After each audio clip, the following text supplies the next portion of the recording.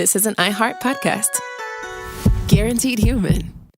With no fees or minimums on checking accounts, it's no wonder that Capital One Bank Guy is so passionate about banking with Capital One. If he were here, he wouldn't just tell you about no fees or minimums. He'd also tell you about how Capital One cafes are open 7 days a week to assist with your banking needs. Yep, even on weekends. It's pretty much all he talks about, in a good way. What's in your wallet? Terms apply. See CapitalOne.com/bankguy. Capital One N.A., member FDIC. Hey everybody, the official Big Bang Theory podcast is back, covering seasons 3 and 4 of the show. Each week, host Jessica Radloff speaks with crew and cast members like Kunal Nair, Mayim Bialik, and Kevin Sussman. Hear about the Easter eggs you may have missed, behind-the-scenes stories, and how certain real-life relationships shaped some of the most memorable storylines. Watch the official Big Bang Theory podcast on HBO Max or wherever you get your podcasts. Let's talk about something personal, everybody. Home security. We know it sounds very overwhelming, very adult, very procrastinatable, but with ADT Blue, DIY home security is easy to set up yourself in a way that suits your space and in a way that won't stress you out. Since it's backed by ADT, it has what people love the most about the most trusted name in security, like 24/7 monitoring and the highly rated ADT Plus app. When you've got ADT Blue, they've got you. Just head to ADT.com/BLU to build your system today. And to find out more about home protection, check out a new episode of Grown Up Stuff with security expert Joe Mazza, out now on the iHeartRadio app, Apple Podcasts, or wherever you get your podcasts. Work can be a little weird. Cringy training seminars, coworkers who won't stop talking about their plant, forgetting the mute button at an inopportune moment. We have to deal with a lot on any given workday. Sometimes it can feel hard to thrive and move forward in your career. Well, that's where LinkedIn comes in. LinkedIn helps you get ideas and insights from experts in your field, connect with people professionally, grow your network, and access tools designed to help you find the right fit for your next role. Whether you're just getting started, figuring out your next move, or looking to accelerate your career, LinkedIn is built to support you at every stage, because LinkedIn is the network that works for you. Visit linkedin.com/knowstuff to learn more. Whether you upgrade your car because you need to or because you want to, eBay Motors has all the car parts you need. Over 122 million of them, from new rims to seat cushions. All at the right prices. ebaymotors.com. Let's ride. The moment you realized you were mistaking your kids for coworkers. Okay, team, I'm taking my 15 now. Taking 15 what? Was the moment you knew it was time to get back to work. Let's job it up. At CareerBuilder, our simple, customizable search tool lets you search for part-time, full-time, and even work-from-home jobs, so you can find a job that fits your lifestyle. Get started now at CareerBuilder.com. This episode is brought to you by Royal Caribbean, an award-winning global cruise line. A vacation is what you make it. So are you ready to make the most of it? A Royal Caribbean adventure is the perfect opportunity to not just take a vacation, but to take it for all it's worth. We know you're eager to get back out there, and with Royal Caribbean, you can own that moment and rise to the vacation. This is not just a cruise. This is the biggest, boldest vacation on land or at sea. With over 270 plus destinations from the Caribbean, Alaska to Europe, and the biggest ships in the world to take you there, each one of our cruises is packed full of onboard features you won't find anywhere else. A Royal Adventure is taking your vacation to the fullest. Come seek the Royal Caribbean. Visit RoyalCaribbean.com to learn more. Welcome to Why I'm Voting, a production of iHeartRadio. Listen, you already know this, but it's an election year. You might already be tired of hearing about it, but here's the thing. Democracy doesn't work without you. I'm Holly Fry, and I'm sitting down with many of my fellow podcasters, from Will Ferrell to Stephanie Ruhle, as well as other luminaries, to find out about their relationships with the ballot box, and ultimately, just to find out why they vote. I hope you're exercising your right to vote. And if you're not, I hope that their stories inspire you. So today on Why I Am Voting, I am joined by the fabulous and delightful Chuck Bryant, host of Stuff You Should Know and also Movie Crush and general all-around guy who has kindly agreed. That should have been all-around good guy, but whatever. He's definitely an all-around guy. All-around good guy to join us and talk about his relationship with voting a little bit.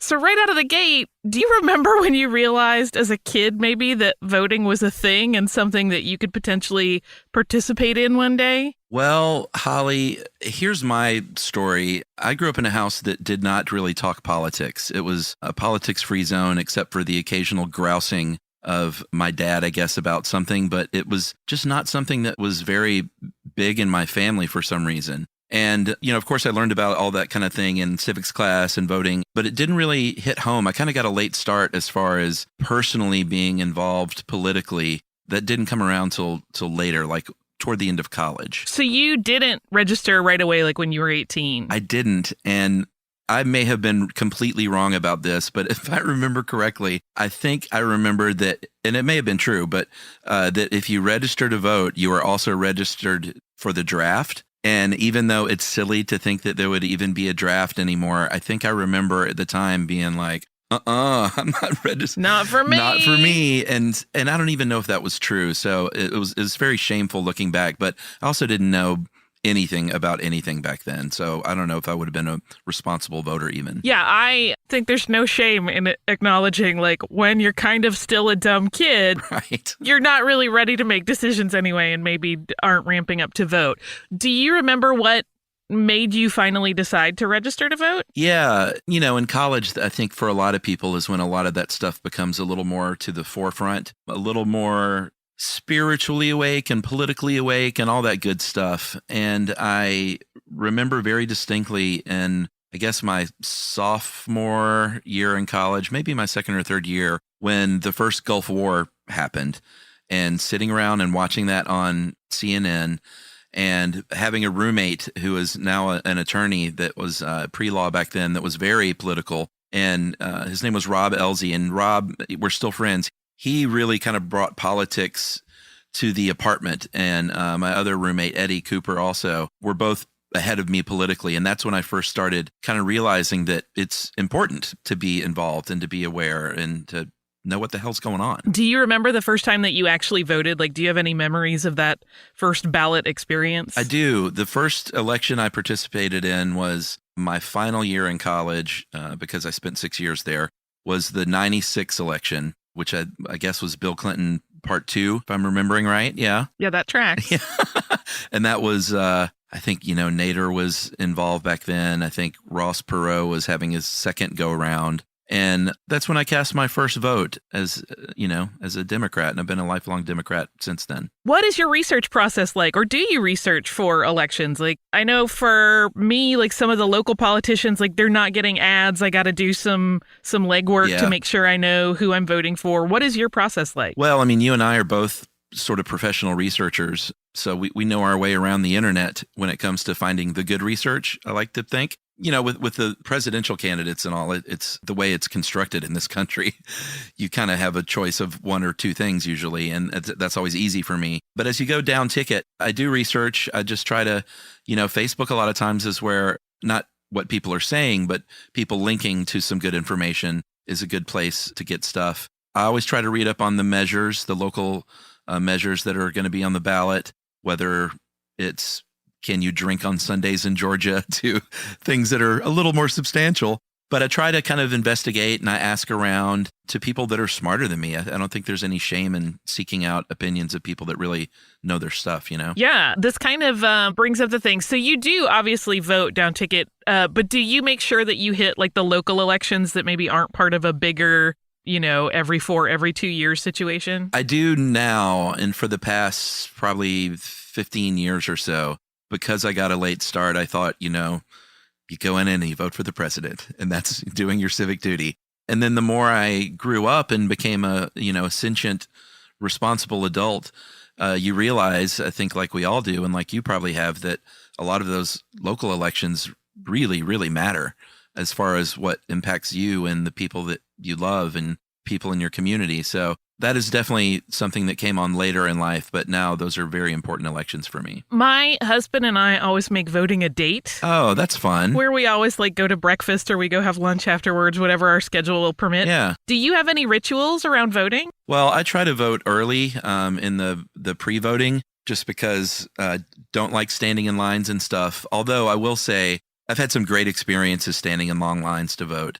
Some great feeling of community because I think that's one of the kind of the fun things about voting is you vote in your district and you're voting with your neighbors. And I live in a very mixed race neighborhood in Atlanta, and going in to vote and standing in those lines to vote for President Obama, it was a great feeling, and you could feel it in the air, and there was just a good spirit of community and friendliness. And so I don't mind those lines because it can make me feel closer to my fellow person and my neighbor, but I also do like to try and early vote as well, just to get in and out.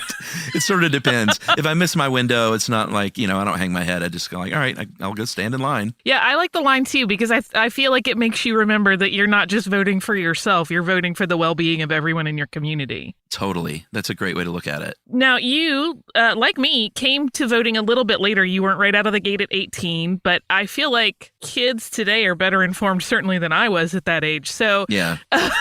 If there are any people out there, whether they're young or even older, that maybe aren't using their right to vote, if you could tell them one thing, what would it be?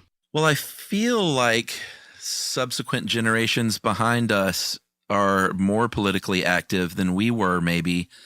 But then I also sometimes see the voting numbers and see things like, the younger generation isn't voting like they should. So I'm not quite sure how to reckon that.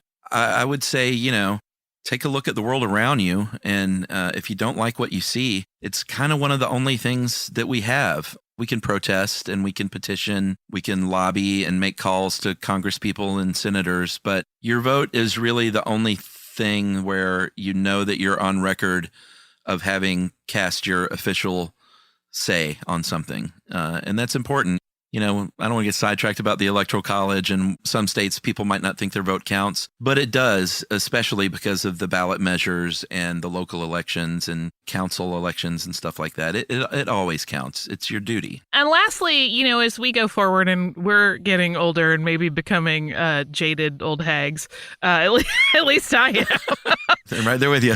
But I wonder what it is that keeps you motivated to vote, knowing that it's not the same as when you're a kid and you're predicting or determining your future for quite as long a run. What is it that keeps you mailing in that ballot or going to the polls, even when it's a pain in the butt? I have a daughter now, a 5-year-old daughter, and that's a big part of it. I want to ensure her rights to have control of her own body. I would feel, the same way if I had a son, obviously, but it does hit home a lot more when you have a daughter, I think. So a lot of this is to set an example for her, to take her with me if, she's getting to the age where, obviously not during a pandemic, but she'll be going to vote with me the next time it's safe to do so. And I want to teach her about that kind of stuff because I wasn't really taught that stuff. So I think it's a very selfish thing to only think about while I'm here, let me vote for the things that are important to me. It's about the future and making sure the planet's taken care of and making sure that everyone has their rights enshrined into law. And to not vote is it's lazy, it's cynical, I think. And I'm trying to rid myself of that cynicism, which is tough as you get older. But to set an example for my daughter, I guess, is the easiest answer. A perfect one, in my opinion. You're continuing the chain of voters. I love it. I'm trying to. Chuck, thank you so much for chatting with me today, but also just thank you for voting. Thank you. And I wear that sticker all day. I know that's a big part of it, that Georgia peach. It is. It's cute. And you got to post it on one of the social medias as well. Yes, that's how people know. So thank you, Holly. It was a pleasure to talk to you again. It's always a delight for me. I feel spoiled. I've gotten to do 2 chats with you recently. I know. Let's keep it up. And let's keep voting, everybody. Yes, please. Hey, are you not registered to vote yet, but you think it's something you want to do? You may still have time. Voter registration deadlines vary by state, so to find out the scoop for where you are, check out a nonpartisan registration voting site like headcount.org or fairvote.org. Why I'm Voting is an iHeartRadio production. For more podcasts from iHeartRadio, visit the iHeartRadio app, Apple Podcasts, or wherever it is you listen to your favorite shows.